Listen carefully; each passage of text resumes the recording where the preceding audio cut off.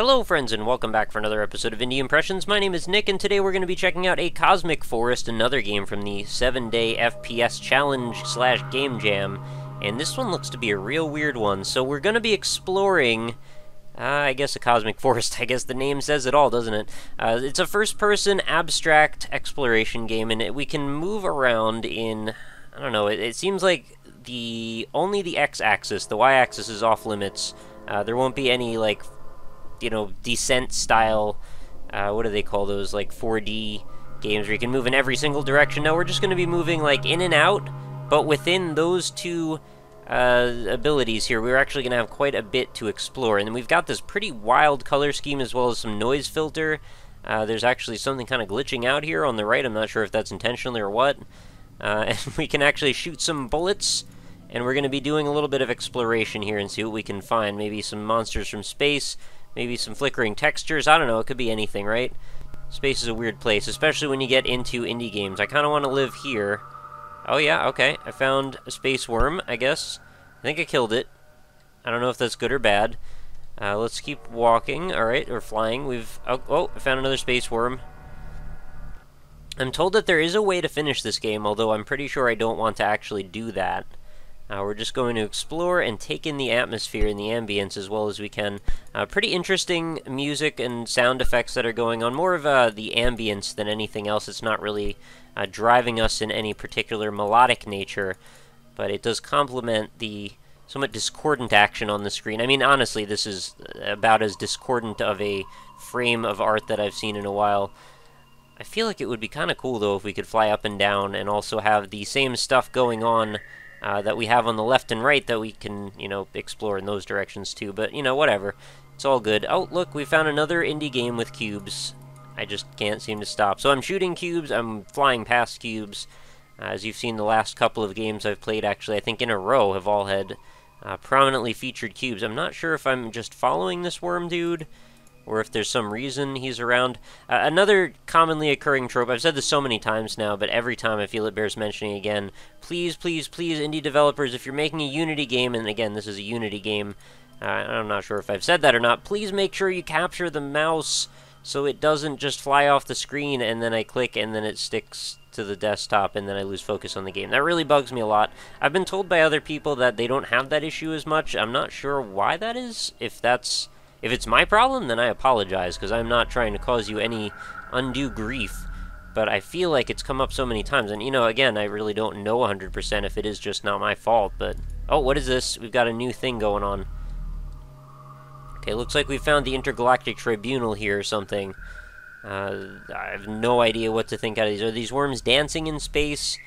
Are they even worms? Are they coming after me? I think they might be coming after me. And I keep clicking outside of the window because it's nearly unavoidable due to my mouse not being captured. And the aspect ratio, or the ability to turn, is so slow that honestly, like, I'm just going to do that all the time if I'm trying to make any kind of quick movements. Can I sneak between all of these? Yeah, it looks like I can. So they're basically broken up into, like, these endless ribbons, and I feel like there's no end to where you can go in this. It just keeps going and going and going forever. Not sure if that's really the case, but I want to just kind of explore some of these different color schemes and see if maybe I can hang out over here. Oh yeah, we've totally fallen into, like, a Jacob's ladder of crazy ribbons in space. Imagine this is what it's like flying around in the TARDIS. No, not really. Hang on. Alright, let's go into Green World over here. Let's see if there's anything cool up on this direction. I can aim up and down, but it doesn't do me a whole lot of good, since I can't really go up and down. There doesn't seem to be a whole lot of stuff going on the Y-axis anyway. This whole world seems to be designed mostly with forward and back in mind. Oh, this is cool. So I've come out on the other side of things. I'm not sure if I can lose. And occasionally it sort of looks a little bit like a circus tent. Again, not sure if that's intentional either. Let's keep moving towards bright colors for now. Let's see if this takes us anywhere cool. Oh, I like this area. This is very pretty. This looks like where the Xbox logo lives. I might live here. This is a nice place. You set up a little intergalactic space-time house or something. Maybe an island? A little moon that floats up in the sky? I don't know. Could be anything. You live there with your pet monkey or something and practice martial arts. It's all possible. So let's keep moving in towards the brightest of bright greens. Let's see if there's anything else going on over here. Oh, I found a little crack between them, as always. A cosmic forest is really the perfect name for this. I really don't think I could come up with a better one myself. I would like to be a little bit more involved in the cosmic nature of this, because right now it seems very ambient and just very casual, but I wonder, though, if there's maybe more event-driven stuff that we could have delved into. I would kind of like to see, like, how cosmic things can get out here. Feels like I'm going endlessly into these, and if you haven't figured out, all this is just every time there's an intersection of two of these colors meeting up, the point with which they meet becomes a portal to reach another area. So that's what the whole ribbon thing was about. Oh, what's over here? This looks pretty. This is kind of like sort of an obelisk almost, and then we've got some bright pink over here. I kind of want to see what this is about too. Can we delve into Pink World? No, apparently not. All right, can we go back to the obelisk? Is that gone? Can we maybe just keep heading in darker and darker directions? I don't know if the colors have anything to do with each other. And the noise filter, I'm not sure if it's necessary. It feels like it might actually just be getting in the way. I think a lot of these color schemes, as they smack into each other, are just particular... Oh, I found something pretty crazy. I don't know if I want to be here. This is reminding me a little bit of one of those scary games I've played. I don't think I can actually walk around in here. It's kind of crazy. Yeah, the colors, I don't know if they have anything to do with each other. They just seem to be near each other, but it would be kind of nice to see how vivid they are when they're just butting up against each other directly without having the granular stuff going on, the noise filter to break that up. Let's keep heading towards the darker space. Oh, we've come out now. Everything is... Oh, this is a pretty color scheme. I really like it in here. Everything is autumn, I suppose. It looks like, pretty wallpaper you might run into, or some sort of, like, if you were looking through a graphic designs, like, compendium, designer's compendium, or some sort of, like, a theme book. I've seen this from a lot of designers. They have, like, a style book that they go by, and this is a thing that you might run into. Maybe a few favorite color schemes that they might tend to run their themes by, and I think when you start any new design document, one of the things that I would do anyway, you usually come up with like a grid that you want to work on, and then you come up with like a color scheme, and you try and come up with some colors that just look great together. And that can be a remarkable source of time spent, I have to say. I could easily spend like the whole day just looking through color swatches. I have no idea what's wrong with me. I guess that's just, the thing that pulled me in the direction of art in the first place is just I'm like dangerously attracted to colors, evidently. Oh, look at this. This is really pretty. So a game like this, as you can imagine, is like finding pirate's treasure full of rubies and jewels and stuff. I want to just go explore and explore and explore. And the more of these color schemes I keep running into, I feel inspired all the time. Like, man, I want to make business cards. I want to make a website. I want to make, I don't know what. Everything's coming out of this game. I want to live in the glitch world, though. I want to go hang out here. I think this is the first area we started out in. Maybe I've come full circle. And I'm pretty sure the glitch world might just be a mistake. Well, I guess I can't really say. I'm pretty sure it might just be. But, I have a feeling it might just be a mistake. Two textures overlapping. If the developer ever watches, feel free to correct me if I'm wrong. We're actually in an area right now where the bands are actually so loosely bound together that it appears that we can actually just see through them freely. Now what happens if I head straight down this path towards the darker areas of space? Now is this going to usher me into a new world of space and time? I wonder. I kind of wonder too if like we could just not have the shooty part. Like it doesn't seem to really be adding anything to the conversation. We're just really doing a lot of looking and not any real shooting.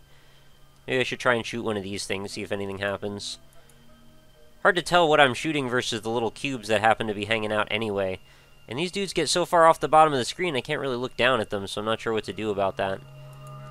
Oh, there's one. I'm shooting it. Okay, little stuff comes out, but it doesn't really do anything for me. Is there, Oh, what's up with these cubes? They actually seem to have like a time-space leakage going on with them. Oh, we've got that... What's that called? That chrome something or other. I don't know. I've lost the name of it. I'll think of it as soon as I'm done recording. That's how my mind always works. Oh, it makes a nice sound every time I hit it. I like that sound. It's like a little plink, plink, plink, plink. Okay, let's go over to Mustard World over here. Let's see if there's anything going on here. Oh, it's going to drive me nuts now. I've said this word a bunch of times with these couple of words. describing that effect when the colors shift off of each other, because I've had you guys explain this to me like a dozen times now, and I keep forgetting it. The first time, I think, was in Good Morning Captain, I think it was called. You know, I've had people ask me before, like, do I forget about some of the indie games I cover? For the most part, I don't, but now we're starting to get into a new world of indie game coverage where, I mean, my ability to remember 500 games and their individual quirks, I don't know, that might be more than my brain can handle, but for the most part, if I've covered it, there's a very good chance that if you just say a couple words about it, I'll be able to recall nearly instantly what it's about. See, when we got into that world full of all of that crazy noise filter, it sort of killed my frame rate. I'm not a fan of that. This is really pretty. I don't know where else I can really go with this other than this is just really pretty. If you want a contemplative game to go hang out in, it does seem like there could be a little bit of unease to the world, like maybe there is something kind of menacing going on here, but I don't know that for a fact, but it definitely doesn't seem like the game is trying to give you the appearance of being nurturing and warm and comforting and welcoming. There definitely seems to be some, I don't know, the cold hand of space, like kind of big evil overlord feeling going on here, or like maybe just indifference, which could still be perceived as cold, to me anyway. I would like to see maybe more soundscapes being introduced into this. I think that could be a beneficial addition. More dynamic stuff going on. I mean, there's a little bit, but I would love to see it if you could just fall into a whole different dimension and, you know, everything's all rainbow strobing colors, and then we've got some crazy characters we could meet. I don't know if we necessarily need to go that far, because I like how we're really staying rooted in the just complete, like, abstract surrealness of it. But if you wanted to go in that direction, that could be kind of cool. And as always, I feel like this is one of those games that deserves a shout-out for, hey, when are you going to make a screensaver out of this? Because I would totally love to have this running on my monitor. Except, like I've said before, I kind of don't even use screensavers anymore. I just have my monitor turn off. But there was a time and a place where I used screensavers. You know, I was addicted to them. I was totally into finding the best screensavers. For a while, I had the puzzle box from Hellraiser, and I didn't even know that that's what it was at the time I was running it. And that was one of my favorites. I've also had, you know, the usual ones, like the arrow one. Oh, I love the salmon. This is... Or is it more salmon or more coral? I don't know. I like this color a whole bunch. I had my YouTube channel themed in that vicinity before. Oh, and then it goes to reveal... I thought it was green. It's more yellow, actually. Canary yellow. And now we've entered the Hall of Mirrors, evidently. I don't know. This is some sort of, like, Superman's house built on planet Krypton kind of look. I like it. It's a little, you know, less blue and green than I would expect for that look, but we'll probably find that world eventually. Anyway, I'm starting to ramble in a way that makes me not want to keep rambling, so I will wrap up this episode. Feel free to go check out A Cosmic Forest for yourself. It is totally free. It is available for download, and it will be linked in the description, so if you want to go try this, feel free to let me know what you think. I'd love to hear your opinions in the comments if you could. Of course, also feel free to check out any of my social media links, which will also be available in there as well, like my website, which is indie-impressions.com, where you can go to browse nearly 500 other indie games, all sorted and tagged and categorized for your perusal. Makes it nice and convenient if you want to check out the free ones, the paid ones, the Steam ones, the Desera ones. They're all over there. And maybe I'll make a category for 7-day FPS games. It seems like I'm doing quite a few of them, and I feel like there's still a bunch more that I haven't gotten to yet that I want to try. But yeah, go check out the website. Let me know what you think. Send me some suggestions, game ideas, whatever you want. Also, if you're an indie dev and you want to get in contact with me about the possibility of covering your game and want to send me over a build, there is a contact form over on indie-impressions.com. So go check that out and get back to me. Oh, I really like this. This is a beautiful combination right here. All of these dark grays and various shades of what look like glossy blacks and shininess, and then we've got like all the sea tones on the left. This is really pretty. If you rotate this thing, this whole orientation around, so we're going from the landscape to the portrait mode, I could kind of see that this was like a really surreal, abstracted oceanscape with a dark, cloudy sky. I don't know. Maybe that's just me. Anyway, I guess that'll wrap us up for another episode, guys. Please do leave any support that you think I deserve in the form of comments and or likes. Whatever you think I need is definitely appreciated. And if you want to come back again tomorrow, if you enjoyed what you found today, feel free to tell a friend and just, you know, come back same time, same place, roughly 3 p.m.-ish Eastern time. I put up a new episode every single day. I've been doing it for very close to 500 days, if not actually 500 days by this point, because I have not been keeping track, but I will go back and look through the playlist. I'm pretty sure we're going to be there in a couple days. if not already. So that is going to do it, guys. Thanks so much for hanging out, and I will catch you again tomorrow. Have a lovely night. Later.